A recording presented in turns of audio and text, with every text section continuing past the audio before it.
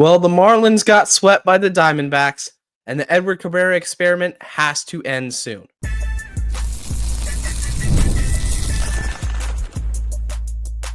You are Locked On Marlins, your daily podcast on the Miami Marlins. Part of the Locked On Podcast Network, your team every day. Welcome to Locked On Marlins. I'm your host, Jeremiah Geiger. I've been podcasting about the Marlins for almost 3 years now.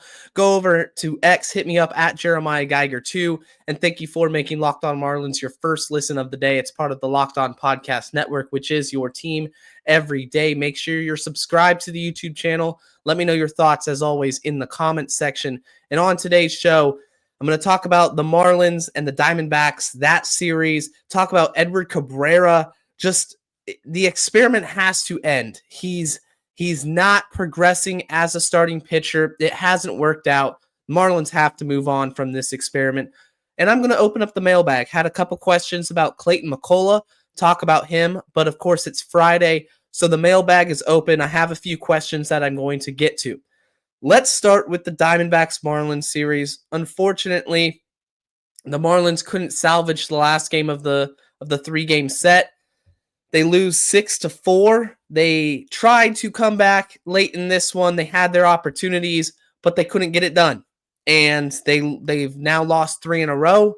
They're 2 games under 500, heading into this weekend in which they face a really good Philadelphia Phillies team. Edward Cabrera got the start. And I said in yesterday's show that the Marlins, in order to have a chance to win this game, they're going to have an Edward Cabrera start that is consistent, that is limiting the walks, limiting the hard hit balls, and being able to get through the 4th and 5th inning. He couldn't do that. Cabrera, it took 88 pitches to get through 4 innings. He gave up 5 earned runs. He had 3 walks. And when you look at the final line, yeah, he had 6 strikeouts, but he also gave up a home run to Pavin Smith.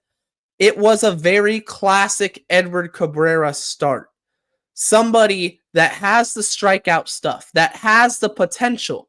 You go onto Twitter, you look at, in a vacuum, his highlights, the pitches he's making to get those 6 strikeouts. Yeah, it looks good. There was one pitch in particular, I think it was the opening at bat, the leadoff batter, Corbin Carroll, strikes him out on a nasty curveball down in the dirt. I mean, it fooled him really badly. That's Cabrera in a nutshell. He's tantalizing. He's going to provide highlight level pitches and get you to want to believe in him. He's pitched in the Marlins organization in the big leagues for 5 years now. This is his 5th season. And we're still having conversations whether Edward Cabrera is a viable starter. Insanity is doing the same thing over and over again and expecting a different result. That's the point I'm at with Edward Cabrera. We have to be insane to keep running him out and giving him opportunities every 5th day because the stuff is so good. It obviously doesn't translate into game action. He can't command it. As Tommy Hutton on the TV broadcast was pointing out, he's up 0-2. He has 2 strikes on the hitter. He's ahead in the count, and he loses him. He makes non-competitive pitches, or he leaves a pitch over the heart of the plate in a situation that he shouldn't. All the little things about pitching, it seems like Edward Cabrera can't have, that he doesn't have. And then you look, of course, at the situation in which through the third time through the order, he's awful. He is not competitive that 3rd time through the order throughout his entire career. So even if you get him through 5 innings, chances are by that 6th inning, it's about over for Edward. Cabrera should be moved to the bullpen. A lot of people are going to say, just DFA him, get rid of him. He's not a good pitcher. But I think the reason why you don't want to give up on somebody like that as a pitcher is because you can have him for 1 inning, 2 innings, possibly give you something a little bit more and change his mental perspective now that he's not going to be a starting pitcher. It's a completely different mental side of things from a reliever and a starter. A lot of failed starters can become relievers. A lot of relievers, or not a lot of relievers, end up becoming starters in the long term. The Mets are trying to do that with Clay Holmes. But it would be a last-ditch effort. I wouldn't be expecting anything crazy. But I see the stuff, like you guys, I see the same exact pitches Edward Cabrera's throwing. His curveball, the velocity on the fastball, the changeup. And I think this couldn't survive for one inning out of the pen in the 7th or 8th. It would be worth a shot because right now you're not doing anything else than running him out every 5th day, expecting, hoping to get a different result over the rest of the season. It's not going to happen. He's not suddenly going to come around and become the starting pitcher that you wanted him to become when he was a prospect. It's been 5 years. When do you cut ties with this idea? The organization, for some reason, is just so hung up on the idea of Cabrera being a starter. They haven't given him the opportunity to go into the bullpen. And at some point, you just have to make a decision.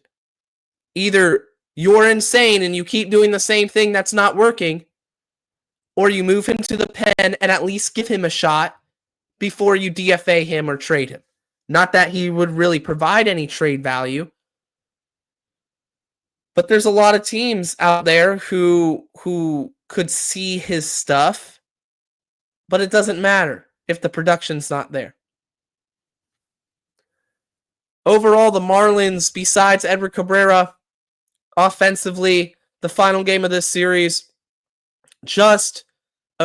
it was really tough to watch these guys out-hit the Diamondbacks. The Marlins had 13 hits in this one, but 2 for 18 with runners in scoring position to go with 16 strikeouts.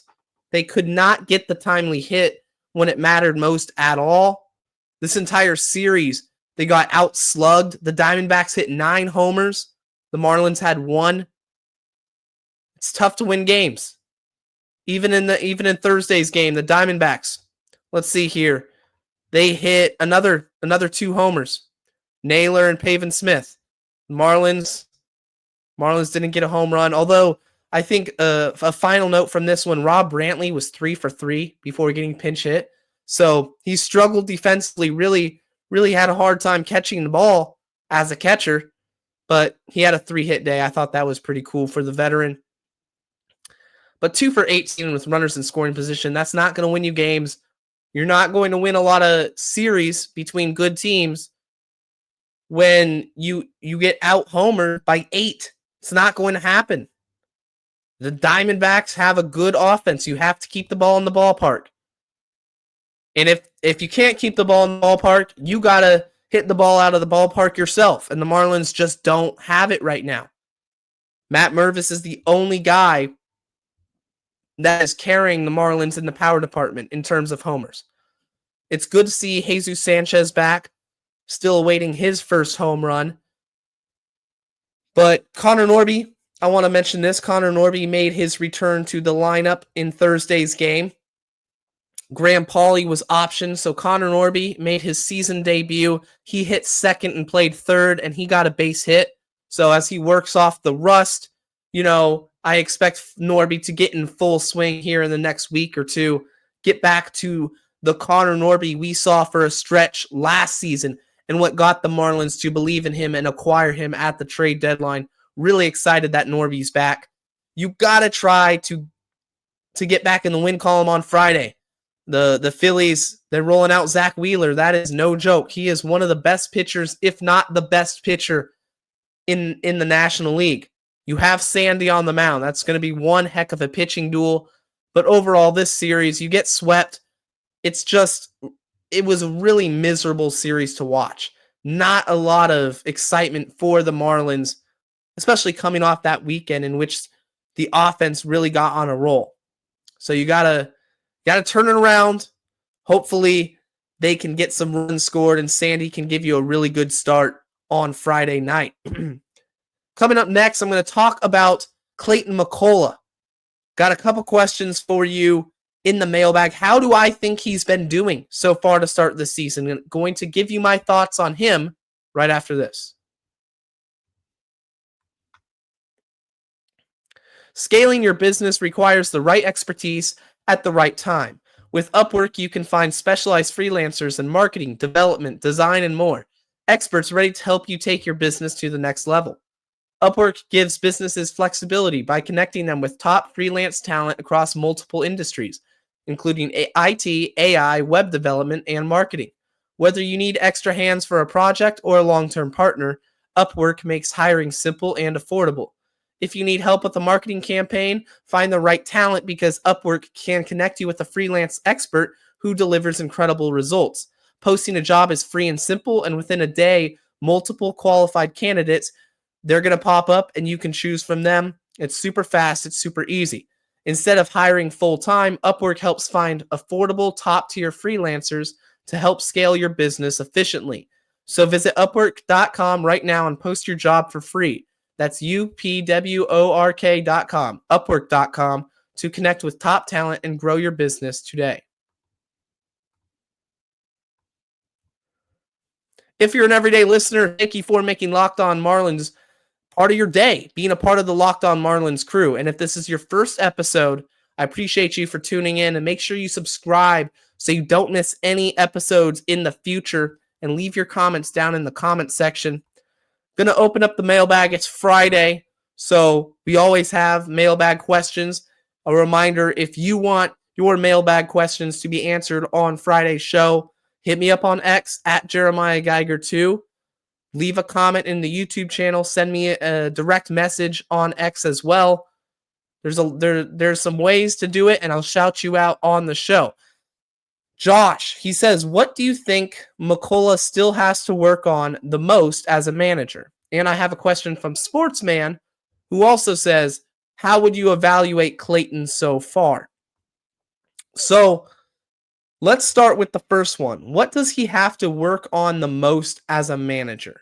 Thank you for the question, Josh. The obvious answer to me right now is handling the bullpen.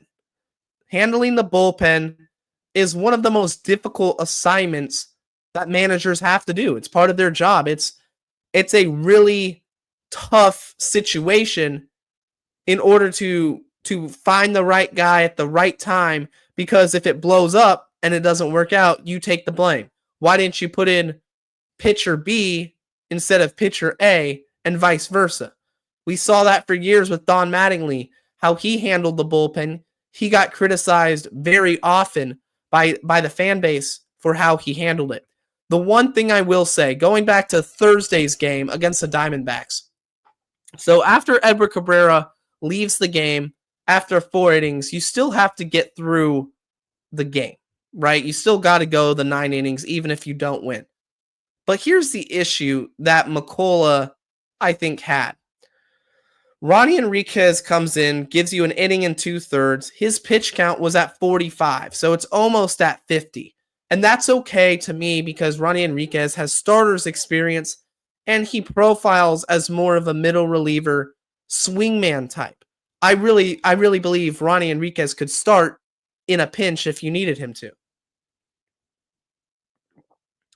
But then comes Lake Bacher, who's been absolutely nails for the Marlins this season. He has a 1.46 ERA.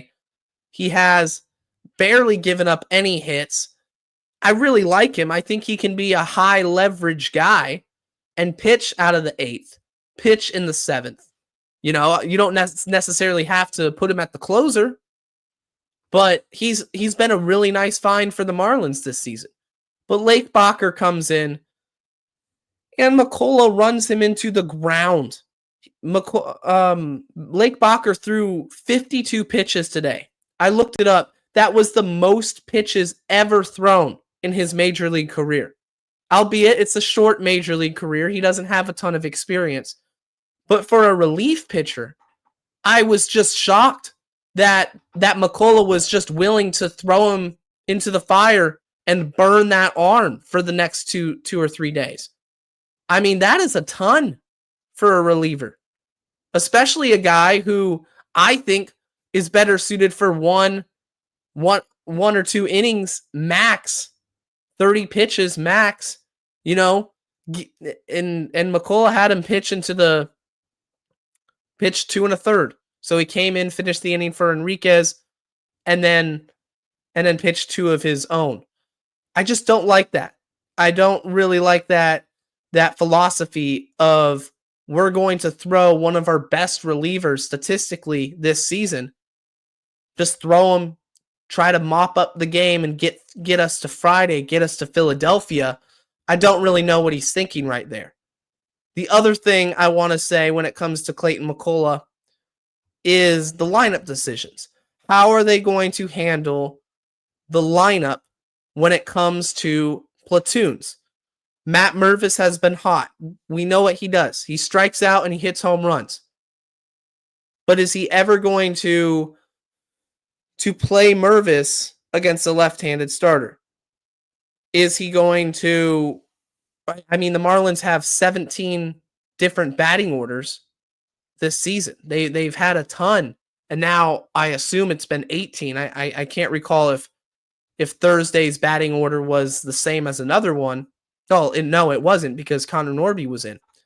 But consistency with the batting order, trying to find a groove in which players want to be, and playing guys every day. I think that has to be the focal point for Clayton.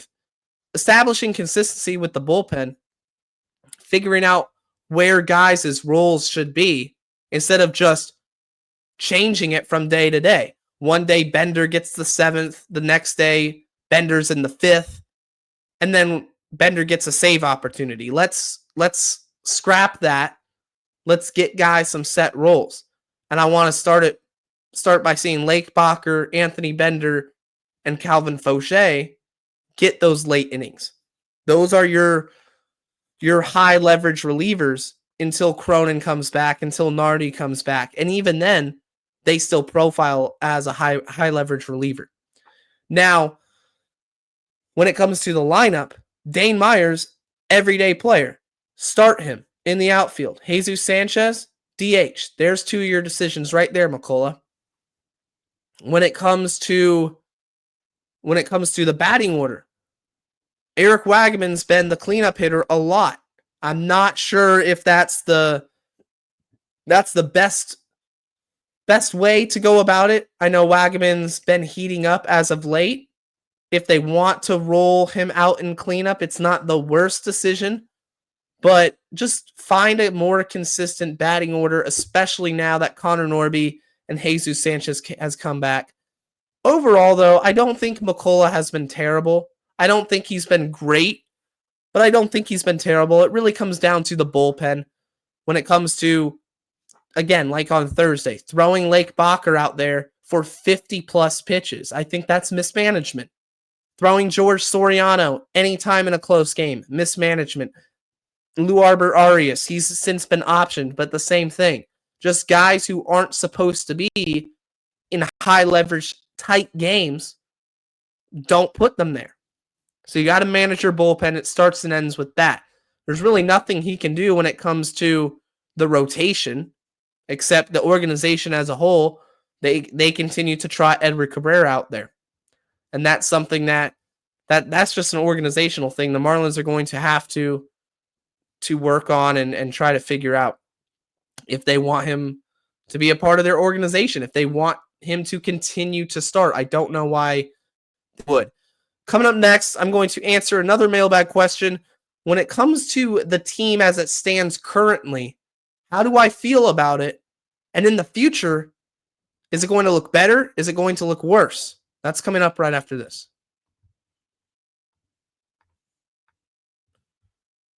Get the supplies you need from the site made for the skilled trades, Supply House.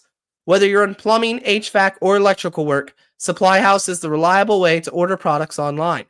Their easy-to-use website is packed with helpful resources and the latest product info to help you get the job done right. Plus, with a complete inventory of over 200,000 parts from over 400 top brands, you'll find exactly what you need, delivered fast from coast to coast. Do you need help with an order? Supply House offers expert support and industry-leading service, so you'll always talk to a real person.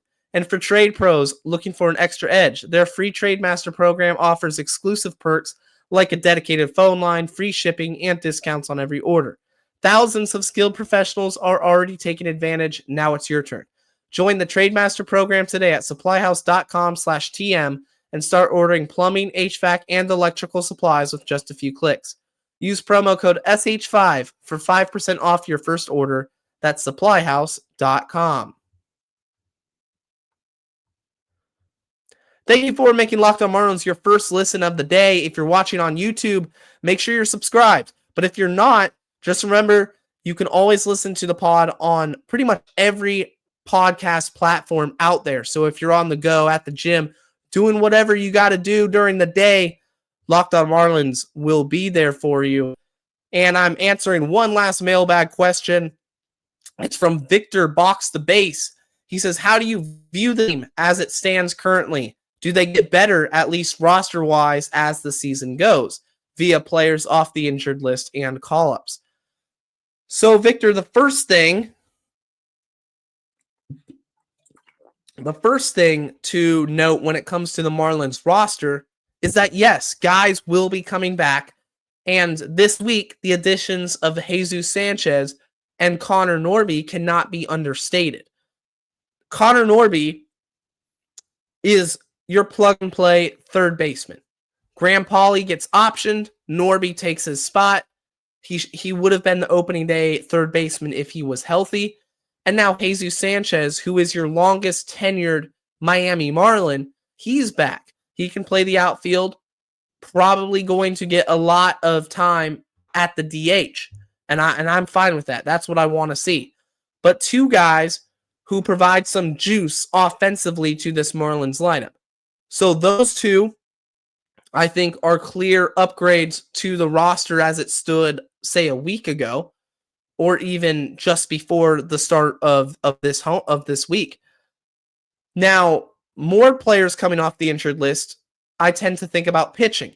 When it comes to the bullpen, the return of Declan Cronin, the return of Andrew Nardi, what's the timetable on them when it comes to becoming healthy and being able to pitch for the Marlins again? Because those two guys, I think, will be high contributors in the back half of the pen. And then in the rotation, the obvious answer right there is Ryan Weathers. Ryan Weathers is going to make this rotation much better just with him alone. Because I think Weathers comes in, he slides in for Connor Gillespie most likely, and he's somebody that I believe when he's healthy has the potential to be an all-star. That's how much I believe in Ryan Weathers. He had a semi-breakout campaign last year in the first half of the season where I was talking about him being a potential all-star. And in spring training, the velocity looked great. The fastball had a ton of life. He has the off-speed offerings. Weathers is the real deal. It's all about staying healthy for him. So when he gets back, that's going to be a major boost for the Marlins. Now, the minor league system, especially AAA, has some guys that I can't wait to see in Miami. Augustin Ramirez and Max Acosta, in particular, they just are tearing it up.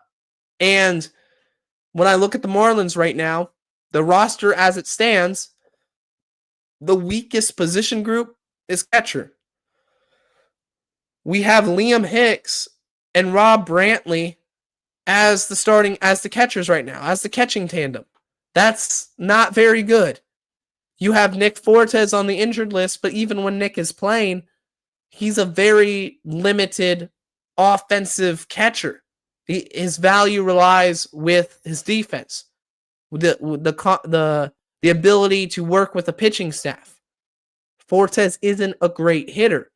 Agustin Ramirez, his ceiling is so much higher than any of those three guys. He would change the outlook of the Marlins completely. He would be a huge boost to this lineup. Whether you want to play him at catcher, whether you want to play him at first base or DH him, Ramirez is the real deal.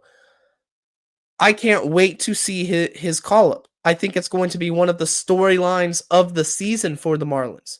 And I also think another player, Max Acosta at shortstop, when he's playing really well right now.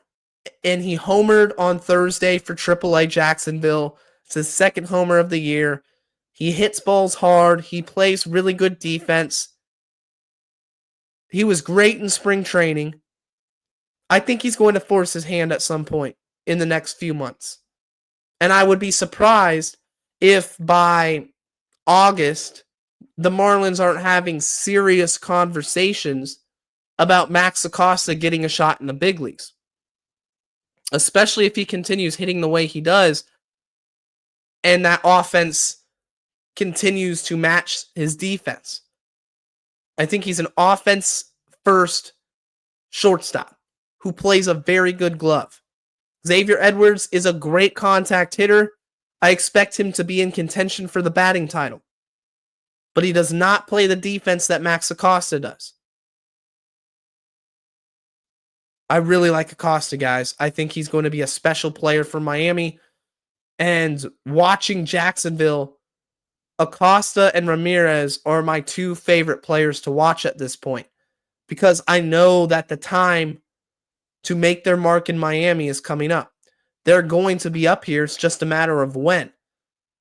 I think this roster currently constructed is young, and they have a lot of experience and growing pains that they're going to go through. I think Kyle Stowers, Griffin Conine, and Matt Mervis are all legit players, but there's going to be growing pains. Sometimes you're going to see slumps like Otto Lopez. I think he's a legit player. He was going through a cold stretch these last few games. That's okay. It's the game of baseball. It's going to happen. But what I really liked seeing this week, and this is no disrespect to Jonah Bride, who got traded to the Twins for cash considerations. I wish Jonah nothing but the best. But if a player is struggling, if a veteran player is struggling, who the Marlins internally don't view as necessarily a building block, they're probably going to move on. Young guys are going to come up and get opportunities. Jonah Bride had his opportunity last year. He didn't make the most of it this year. Matt Mervis had an opportunity this year. He's making the most of it. Liam Hicks has to be on the roster the full season, otherwise he gets offered back to Detroit. Can he make the most of it? If Agustin Ramirez gets a call-up, is he going to make the most of his opportunity in Miami? I want to see competition all season and no complacency. Dane Myers, last thing I'll say about the Marlins' current roster, Dane Myers also, I think, is a legit hitter who just needs an opportunity to stick in the lineup every day versus righties and lefties. I don't think you need to pull Dane Myers out just because there's a righty on the mound. That goes back to Clayton McCullough and how he manages. Overall, the state of this roster is going to improve. There's going to be reinforcements, and when the call-ups happen, the big ones, like Max Acosta, like Agustin Ramirez, and maybe Davison De Los Santos at some point, this Marlins team is going to be still young and talented, and the ceiling overall of the lineup is going to be elevated more than it is right now. That's going to do it for today's edition of Locked On Marlins. For your second listen of the day, go check out Locked On MLB. the new Locked On MLB game night over there hosted by Sully. And yeah, stay safe until the next time. Stay locked on.